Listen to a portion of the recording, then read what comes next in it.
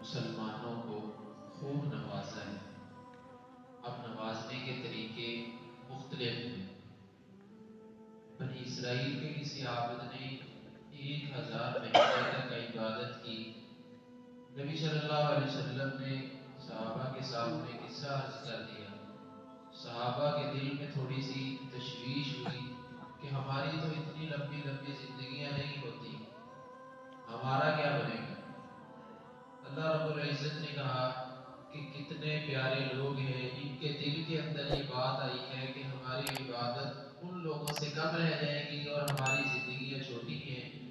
بنی اسرائیل کی عمریں لمبی ہوا کرتی تھی، تو اللہ رب العزت نے خیر من الف شہر کے نام سے ایک رات دے دی ہے رمضان المبارک کے مہینے میں۔ اب وہ رات کون سی ہے، اس کی تلاش ہم نے کرنی ہے۔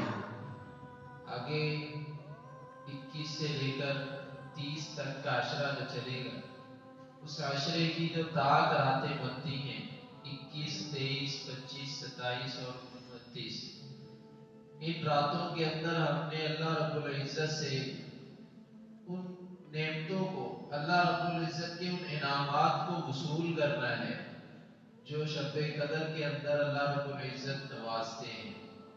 اب وہ انعامات کیا ہیں؟ جبرائیل امین رسول اللہ صلی اللہ علیہ وسلم کے ہر امتی کے لیے اپنے پر پھیلا دیتے ہیں۔ فرمایا کہ ان کے بے شمار پر ہیں، وہ اپنے صرف 2 پروں کو اس دن کھولتے ہیں جو مشرق سے مغرب تک عبادت کرنے والوں کو گھیر لیتے ہیں۔ اور جبرائیل امین تمام فرشتوں کے بھی سردار ہیں، پھر وہ ہر ایک فرشتے کی یہ ڈیوٹی لگا دیتے ہیں کہ کوئی بھی بندہ اگر اللہ کے سامنے عبادت کے اندر مصروف ہے، ذکر و اذکار کے اندر مصروف ہے، نماز کے اندر مصروف ہے، کسی بھی صورت میں عبادت کر رہا ہے، اللہ کو یاد کر رہا ہے، تم نے اس کے لیے دعا بھی کرنی ہے، اور جو دعائیں کر رہا ہے اس کی دعا پر آمین بھی کہنا ہے۔ یہ حتی مطلع الفجر، یہ کب تک جاری رہتا ہے؟ یہ جاری رہتا ہے فجر کے طلوع ہونے تک، سحری کے وقت تک۔ اب یہ نہیں کہا کہ 10 منٹ کا ٹائم ہوگا، کسی کو مل جائے تو مل جائے، نہیں، یہ سارا ٹائم ہوتا ہے، یعنی وہ ساری رات ہوتی ہے۔ اب ہم خود اپنے لیے فیصلہ کر لیں کہ ہم نے یہ انعامات، یہ نعمتیں حاصل کرنی ہے یا نہیں کرنی، کیونکہ ہم رات کو سونے سے پہلے بھی اس عبادت کو اپنا حصہ بنا سکتے ہیں، پھر صبح بھی ہم الحمدللہ روزہ رکھنے کے لیے اٹھتے ہیں، اس وقت بھی اس کو حصہ بنا سکتے ہیں کہ ہم کچھ عبادت رات کو سونے سے پہلے کر لیں، پھر ہم سو جائیں، کیونکہ ہم نے دن کے کام کاج بھی کرنے ہیں، اور ہم صبح پھر جب روزے کے لیے اٹھیں اس وقت بھی کر سکتے ہیں۔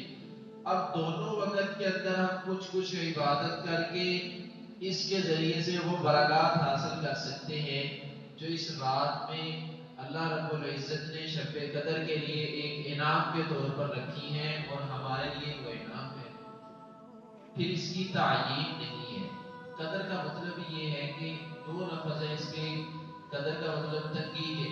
ایک تنگی یہ ہے، تنگی تو نہیں کہہ سکتے کہ اللہ کی طرف بندے کی محبت کا التفات ہے کہ جتنی محبت اتنی جستجو، کہ اللہ رب العزت نے اس کی تعیین نہیں کی کہ فلاں رات ہوگی اور وہی ہوگی۔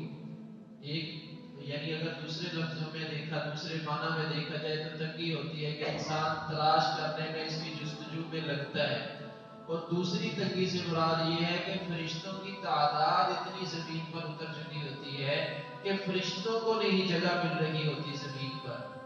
اب سارے فرشتے دعا کر رہے ہوتے ہیں، لیکن اس میں چند لوگ محروم بھی ہوتے ہیں، ان کا تذکرہ انشاءاللہ کل کریں گے کہ کون لوگ ایسی بابرکت راتوں میں بھی محروم رہ جاتے ہیں۔ اب ان کو اپنے لیے بھی سوچنا ہوگا کیونکہ باقی دنوں کے اندر انسان کی مغفرت ہو نہ ہو سمجھ آتی ہے کہ کوئی خاص راتیں نہیں تھیں، لیکن اتنی خاص اتنی اہم رات ہو اور اس میں بھی وہ لوگ محروم رہ جائیں تو بڑی بدقسمتی کی بات ہوگی۔ اب انعامات کے حاصل کرنے کے لیے ہم زیادہ عبادت نہیں کر سکتے، کم از کم قرآن پاک کی چند آیات پڑھیں، تلاوت کے بعد نوافل میں زیادہ نہیں پڑھ سکتے تو کم از کم 2 نفل ضرور پڑھیں اور استغفار اور اللہ کا ذکر کریں۔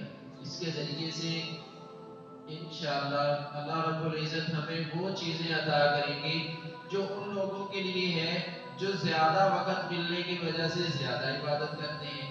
جس کے پاس جتنا ہو اللہ رب العزت کے سامنے رکھ دے اور اخلاص کے ساتھ رکھ دے، اللہ رب العزت ضرور نوازتے ہیں۔ تو اللہ رب العزت ہمیں اپنے سے خوب نیکیاں وصول کرنے اور اپنی محبت وصول کرنے کی توفیق عطا